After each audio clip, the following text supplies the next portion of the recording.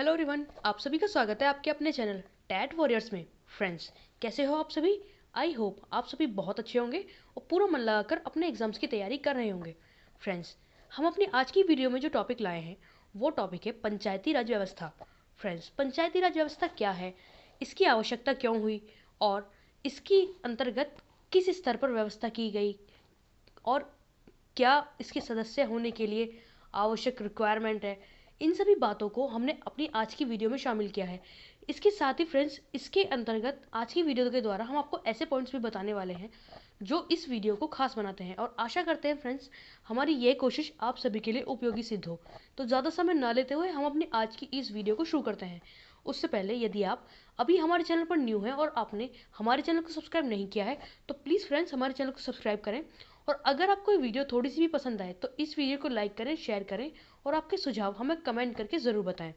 तो फ्रेंड्स, ज़्यादा समय ना लेते हुए हम अपने आज की इस वीडियो को शुरू करते हैं। फ्रेंड्स, सबसे पहले हम ये जानते हैं कि पंचायती राज व्यवस्था, इसमें व्यवस्था शब्द जो दिया गया है इसका क्या तात्पर्य है। फ्रेंड्स, व्यवस्था से तात्पर्य होता है कि जब भी आप कोई कार्य करने जा रहे हो तो आवश्यक है कि आप उसके लिए एक नियमबद्ध रूप से व्यवस्था का निर्माण करें। मान लीजिए आप एक स्कूल में अध्यापक हैं, तो उस स्कूल में अपने शिक्षण कार्य को सुचारू रूप से चलाने के लिए आपको एक ऐसी व्यवस्था का निर्माण करना पड़ेगा, कुछ ऐसे नियम बनाने पड़ेंगे, एक ऐसी समिति का गठन करना पड़ेगा जो आपकी उस व्यवस्था को सुचारू रूप से चलाने में आपकी सहायता करे। फ्रेंड्स, इसी प्रकार जो पंचायती राज व्यवस्था है इसका निर्माण ग्राम स्तर पर किया गया, जिसके अंतर्गत ग्रामीण लोगों को समय पर सही समय पर उनको न्याय उपलब्ध हो सके, उनकी जो ज़रूरत है उसके अनुसार उनकी हर समस्या को ध्यान में रखते हुए उनकी सभी समस्याओं को दूर किया जाए। इन्हीं बातों को ध्यान में रखते हुए पंचायती राज व्यवस्था का गठन किया गया। तो फ्रेंड्स, जब हम जानने का प्रयत्न करते हैं कि पंचायती राज व्यवस्था क्या है, क्यों इसकी स्थापना हुई और इसके अंतर्गत किस स्तर पर पंचायतों की व्यवस्था की गई है, तो शुरू करते हैं। भारत में स्वतंत्रता प्राप्ति के बाद भारत में ग्रामीण क्षेत्रों के विकास के लिए स्थानीय स्वशासन की सिफारिश की गई, जिनमें बलवंत राय मेहता का नाम अग्रणी है। इन्होंने कहा कि पंचायती राज व्यवस्था के लिए त्रिस्तरीय योजना शुरू की जानी चाहिए। फ्रेंड्स, यहाँ ये बात ध्यान देने वाली है कि जब हमारा देश आज़ाद हो गया तो उसके बाद गाँव के विकास के लिए हमें एक ऐसी समिति की आवश्यकता हुई जो सुचारू रूप से गाँवों की विकास के लिए कार्य कर सके। तो ऐसे में पंचायती राज व्यवस्था का सुझाव दिया गया। और फ्रेंड्स, ये बात जो इसमें सबसे मेन है वो ये है कि बलवंत राय मेहता समिति जो थी उन्होंने सबसे पहले पंचायती राज व्यवस्था के लिए सिफारिशें दी। इन्होंने कहा कि त्रिस्तरीय योजना शुरू की जानी चाहिए, जिसके अनुसार ही प्रत्येक ग्राम के लिए ग्राम समिति और ग्राम पंचायत का निर्माण किया जाना चाहिए। फ्रेंड्स, आगे हम जानेंगे कि बलवंत राय मेहता समिति के द्वारा जो सिफारिशें दी गई उन्होंने उसमें क्या किस किस स्तर पर समिति गठन करने के लिए विचार सुझाव दिए। सबसे पहले उन्होंने कहा कि ग्राम स्तर पर ग्राम सभा तथा ग्राम पंचायत और क्षेत्र स्तर पर क्षेत्र पंचायत तथा जिला स्तर पर जिला परिषदों का गठन किया जाए। फ्रेंड्स, उन्होंने कहा कि ग्राम स्तर पर तो ग्राम सभा और ग्राम पंचायत, इसके बाद जो उससे उच्च स्तर है क्षेत्र स्तर पर क्षेत्र पंचायत तथा सबसे ऊंचा स्तर जिला स्तर पर जिला परिषदों का गठन किया जाए। फ्रेंड्स, इस प्रकार उन्होंने त्रिस्तरीय समिति का गठन करने का सुझाव दिया। इसके बाद जो आगे आता है फ्रेंड्स, हमारा नवंबर 1957 में बलवंत राय मेहता समिति ने अपनी सिफारिशें प्रस्तुत की, जिन्हें वर्ष 1958 में स्वीकार कर लिया गया। फ्रेंड्स, ये बातें मोस्टली ये पॉइंट्स हमेशा हमको याद रखने वाले हैं, क्योंकि इसमें अक्सर एग्जाम में सीधे सीधे क्वेश्चन पूछ लेता है कि बलवंत राय मेहता समिति ने अपनी सिफारिशें कब प्रस्तुत की, उन्हें स्वीकार कब किया। तो इस प्रकार ये बातें हमें याद रहनी चाहिए। इसके बाद आगे जो पॉइंट है, 2 अक्टूबर 1959 को राजस्थान के नागौर जिले में तत्कालीन प्रधानमंत्री जवाहरलाल नेहरू द्वारा देश की पहली त्रिस्तरीय पंचायत का उद्घाटन किया गया। फ्रेंड्स, हम सभी को ये बात भी पता होनी चाहिए कि सबसे पहली त्रिस्तरीय ग्राम पंचायत कहाँ पर गठित हुई, तो वो राजस्थान के नागौर जिले में तत्कालीन प्रधानमंत्री जवाहरलाल नेहरू के द्वारा 2 अक्टूबर 1959 को स्थापित की गई। फ्रेंड्स, अब आप सोच रहे हो कि 2 अक्टूबर को ही इसकी स्थापना क्यों की गई। फ्रेंड्स, हम सभी जानते हैं कि 2 अक्टूबर को महात्मा गांधी और हमारे लाल बहादुर शास्त्री इनके जन्म दिवस के रूप में हम इस दिन को याद करते हैं। तो फ्रेंड्स, 2 अक्टूबर यानी महात्मा गांधी का एक सपना था कि वो ग्राम स्तर पर ग्राम पंचायत समिति का गठन करवा पाएं। तो फ्रेंड्स, इसीलिए ये गठन 2 अक्टूबर 1959 को ही उनके जन्म दिवस के दिन किया गया। इसके बाद आता है फ्रेंड्स हमारा पंचायती राज व्यवस्था की नींव। फ्रेंड्स, ये जानना बहुत ज़रूरी है कि पंचायती राज व्यवस्था की नींव कहाँ से पड़ी, कहाँ से इसकी शुरुआत हुई। तो यह हम जानने का प्रयत्न करते हैं। ब्रिटिश काल 1880 से 1884 के मध्य लॉर्ड रिपन का कार्यकाल पंचायती राज व्यवस्था हेतु स्वर्ण काल माना गया। सर्वप्रथम इन्हीं के द्वारा पंचायती राज व्यवस्था का सुझाव दिया गया। फ्रेंड्स, जो ब्रिटिश शासक लॉर्ड रिपन थे, उन्हीं के द्वारा पंचायती राज व्यवस्था का सर्वप्रथम सुझाव दिया गया। इसीलिए लॉर्ड रिपन द्वारा जो स्वशासन संबंधी प्रस्ताव दिए गए उन्हें स्थानीय स्वशासन संबंधी संस्थाओं का मैग्ना कार्टा कहा गया। और इसके साथ ही लॉर्ड रिपन को स्थानीय स्वशासन का जनक भी कहा जाता है। फ्रेंड्स, अगर एग्जाम में आपसे पूछ ले कि स्थानीय स्वशासन का जनक किसे कहा जाता है, तो आप याद रखेंगे कि लॉर्ड रिपन को ही स्थानीय स्वशासन का जनक कहा जाता है। इसके बाद आता है फ्रेंड्स हमारा 73वां संविधान संशोधन। फ्रेंड्स, 73वां संविधान संशोधन क्या था, ये हम जानने का प्रयत्न करते हैं। ये पंचायती राज व्यवस्था में अपनी एक बहुत मुख्य भूमिका निभाता है। फ्रेंड्स,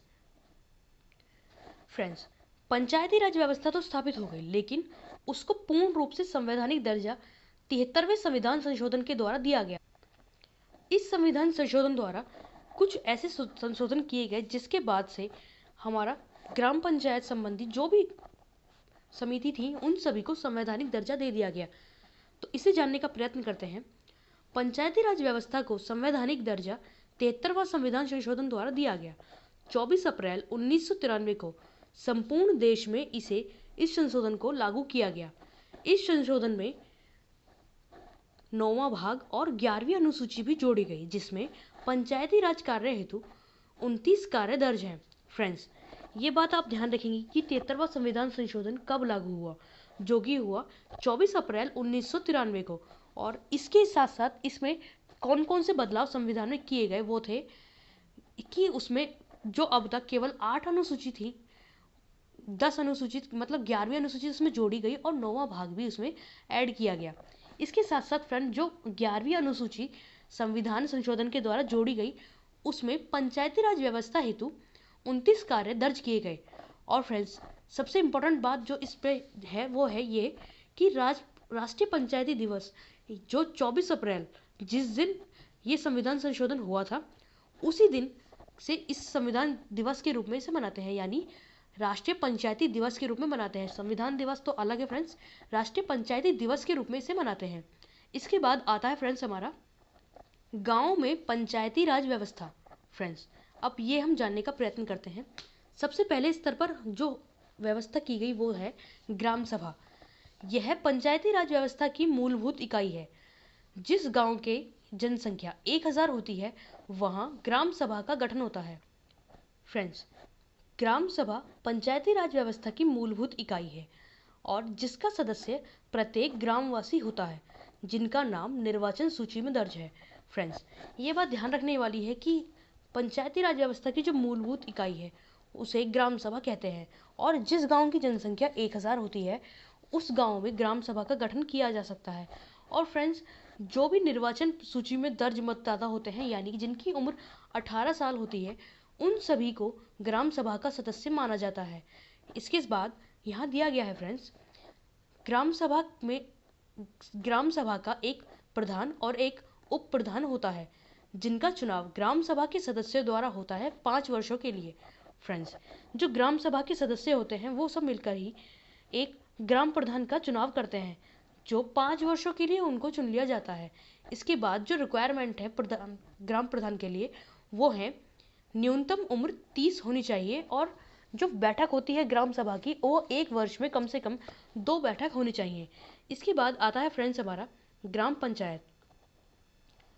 ग्राम पंचायत यह पंचायती राज व्यवस्था की सबसे छोटी इकाई है। गठन फ्रेंड्स, जो सबसे छोटी इकाई है पंचायती राज व्यवस्था की, उसे ग्राम पंचायत के नाम से जानते हैं। और इसके गठन में प्रत्येक ग्राम पंचायत में 9 से 15 सदस्य होते हैं, जिनमें इस प्रकार उनको बांटा गया है। यदि एक गांव की जनसंख्या 1000 है तो ग्राम पंचायत के जो सदस्य होंगे वो 9 होंगे। यदि गांव की जनसंख्या 2000 है तो ग्राम पंचायत के सदस्य 11 होंगे। और यदि गांव की जनसंख्या 3000 है तो उस गांव के जो सदस्य होंगे ग्राम पंचायत में वो 13 होंगे। और यदि जनसंख्या 3000 से भी ऊपर है तो गांव पंचायत के सदस्यों की संख्या 15 होगी। फ्रेंड्स, ग्राम पंचायत का कार्यकाल 5 वर्षों के लिए होता है और इनके 29 कार्य होते हैं। फ्रेंड्स, ये बात ध्यान रखने वाली है, अक्सर पूछ लिया जाता है कि ग्राम पंचायत के कितने कार्य हैं। जो 11वीं अनुसूची में दर्ज हैं, जो 29 कार्य हैं। इसके बाद आता है फ्रेंड्स हमारा क्षेत्र पंचायत। इसका अध्यक्ष, पदाधिकारी वीडीओ होते हैं। फ्रेंड्स, वीडीओ जो होते हैं उन्हें क्षेत्र पंचायत के प्रमुख के रूप में जानते हैं। और क्षेत्र पंचायत के जो सदस्य हैं वो सभी ग्राम पंचायत के उस समस्त क्षेत्र में जितनी भी ग्राम पंचायत आती है ना, उन सभी के प्रधान जो हैं वही क्षेत्र पंचायत के सदस्य कहलाते हैं। इसका कार्यकाल भी 5 वर्ष के लिए होता है। फ्रेंड्स, हमने अपनी आज की वीडियो के द्वारा आपको ये सभी टॉपिक समझाने का प्रयत्न किया। आशा करते हैं कि हमारी आज की वीडियो आप सभी के लिए यूज़फुल साबित होगी। और फ्रेंड्स, अगर आपको इस वीडियो के बारे में कुछ भी कहना है या हमारी अन्य किसी वीडियो के बारे में आप हमको कोई सुझाव देना चाहें या ऐसा कोई टॉपिक जो आप चाहते हैं कि हम आपको उसे क्लियर कराने की कोशिश कर पाएँ, तो प्लीज़ फ्रेंड्स हमें कमेंट करके ज़रूर बताएँ। और आपके सुझाव जो भी हैं हमें कमेंट करके बताते रहिए। आपके सुझाव हमारे लिए बहुमूल्य होते हैं फ्रेंड्स। तो चलिए फ्रेंड्स, आज की इस वीडियो में इतना ही। अपना ध्यान रखें, अपने अपनों का ध्यान रखें और पूरा मन लगाकर अपने एग्जाम्स की तैयारी करते रहें। स्वस्थ रहें, मस्त रहें और पूरा ध्यान रखें। धन्यवाद।